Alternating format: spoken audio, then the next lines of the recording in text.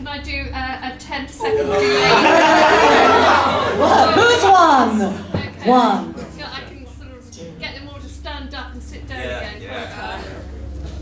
Okay, who has won by 2 points is the man in the middle, SteveGregory.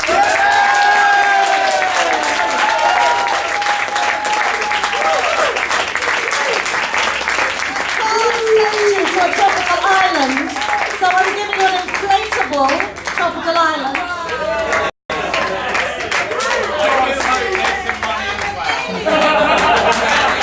What more could you want? Really? What more could you want?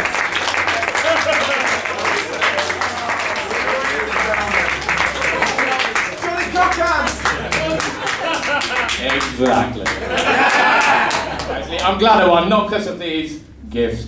Also partly because of the money, if there is some. But mostly it's so you can hear this poem, so hold on a second, let me put down my gifts. I don't live here, so this is probably where I'm going to sleep tonight. Right, you're in for a disgusting treat.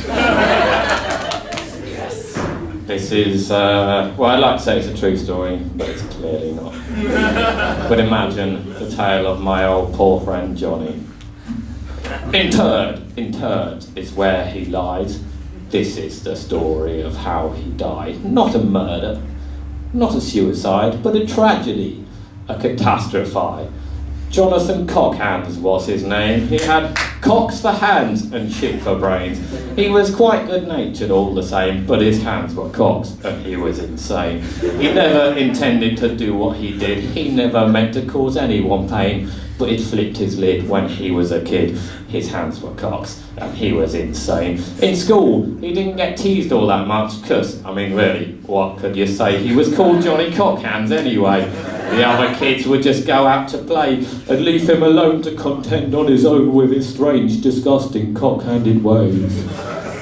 His hands were cocks, his psyche was jarred. He found picking anything up quite hard. He had to use pairs of extra thick socks to stop his dick digits getting scarred. His hands were cocks, he was a retard. He had to hang out in his own backyard from the local pubs. He was instantly barred when they saw that his hands were cocks. Now next, I'd expect to hear you say, but how did his hand turn out that way? Well, his mother had sex with a manta ray, and it made a mess of his DNA. It did have certain advantages though. He could swim like a fish without moving a toe. He'd just have 2 pisses and off he'd go, propelled by his jet stream penis flow in the local pool. They'd all watch him saying, crikey, that fella can really swim. But after a while, they got quite miffed. He was filling their swimming pool up with his piss. So Johnny got banned. His hopes were destroyed. Back home, his mother was getting annoyed. Johnny, said she, you're a monstrosity. I'm taking you to the circus with me and I'll sell you. Or they can have you for free. I just can't deal with your dick digitry. So off to the circus, and after the show, they went to see Mr. Fantastico. Oh, evil Mr. Fantastico. The foulest ringmaster you ever could know. He took one look at poor Johnny's hands and said, my dear, what a pretty young man. Yes, I'll find a use for your Jono fan. You could see in his eyes he had filthy plans. So they swapped him for 4 performing fleas. His mother went off in spite of his pleas. They dined on a supper of dog's milk cheese in the back of Fantastico's LDV. Now, after the supper, Fantastico's glee was plain for anyone to see. Jonathan, Johnny, my dear, said he, I need you to do a small favour for me. See, I've got this god-awful prostate disease. It's shriveled and dry and it hurts like Hades. It needs constant lubrication, you see. And I'm allergic to water, unfortunately, so I'll bend over, you get on your knees and piss up my arse, if you please. Now, this went on each and every night. Observe poor Jonathan Cockhand's plight. He hated it. It made him cry, but there'd be no dog's milk cheese if he couldn't comply. Now, during the day, Johnny helped with the show. He looked after a monkey named Prospero. a lion called Brian, a horse called Dave, and an elephant named of Big Gay Joe. But evil Mr. Fantastico had twisted poor Jonathan's mind ever so. He assumed that his task was to piss up the arse of all of the creatures he'd got to know. So the months went on, and one by one they died because their insides were filled with his piss. But Big Gay Joe was the last to go. Now listen, the crux of the story is this. Elephants are quite large, you see. They have a fantastic capacity. Their skin is thick, their sphincters are strong. There was nowhere for all of that piss to go. So Big Gay Joe just swelled and swelled until one day somebody yelled, "Look at Big Gay Joe, he's about to blow!" And he did, in the midst of the matinee show. The circus got covered in piss and shit. Every single person got hit.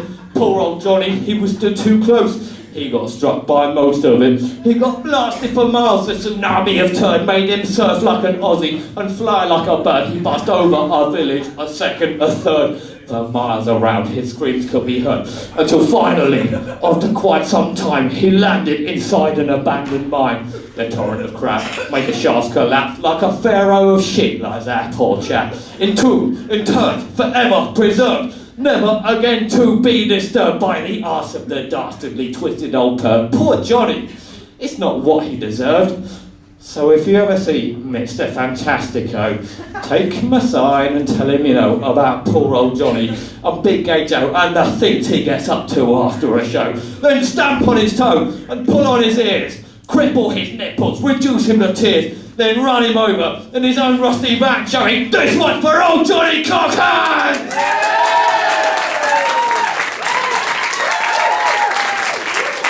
Thank you all very much. It's been a wonderful evening, and I'm delighted to find that the rest of you aren't shit.